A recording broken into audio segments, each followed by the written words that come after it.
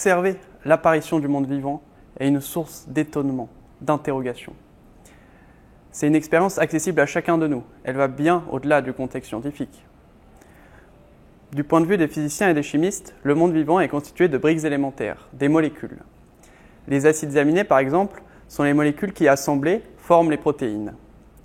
Ces briques élémentaires sont les constituants des cellules, des tissus et des organes qui composent le monde végétal, le monde animal et nous-mêmes, les humains. Les organismes vivants produisent spontanément ces briques élémentaires. Et aujourd'hui, nous savons aussi les produire de manière industrielle. Mais avant l'apparition de la vie sur Terre, comment sont-elles apparues? Où, quand et comment se sont formées ces molécules nécessaires à l'émergence du monde vivant? Récemment, des acides aminés ont été trouvés dans des météorites ayant impacté la Terre. On a aussi observé leur présence dans l'espace, à la surface de comètes. Cela donne à penser que les briques élémentaires du vivant peuvent se former dans l'espace, et possiblement très loin du système solaire. Pourtant, l'espace présente des conditions extrêmes pour la production et la survie des molécules. On y trouve des températures très hautes où les molécules ne peuvent se former. On y trouve des températures très basses, mais les molécules subissent l'effet du rayonnement cosmique. Nous sommes au début de l'aventure de l'exploration spatiale.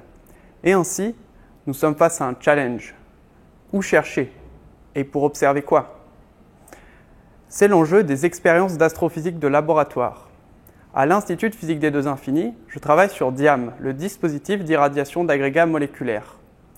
Nous utilisons DIAM pour étudier le comportement spontané des briques élémentaires du vivant en conditions astrophysiques. De petits paquets de molécules sont produits en conditions extrêmes, sous vide, à très basse température, et actuellement nous développons un canon à protons pour mimer l'effet du rayonnement cosmique. DIAM assemble une combinaison d'appareils sophistiqués et beaucoup de maîtrise technique.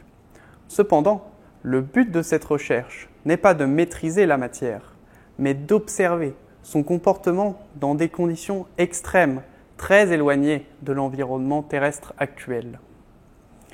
Ces expériences simuleront des conditions régnant très loin du système solaire, aujourd'hui ou il y a des milliards d'années. Elles seront autant de voyages dans l'espace et dans le temps à la recherche de ce qui a fait émerger les premières briques élémentaires du monde vivant.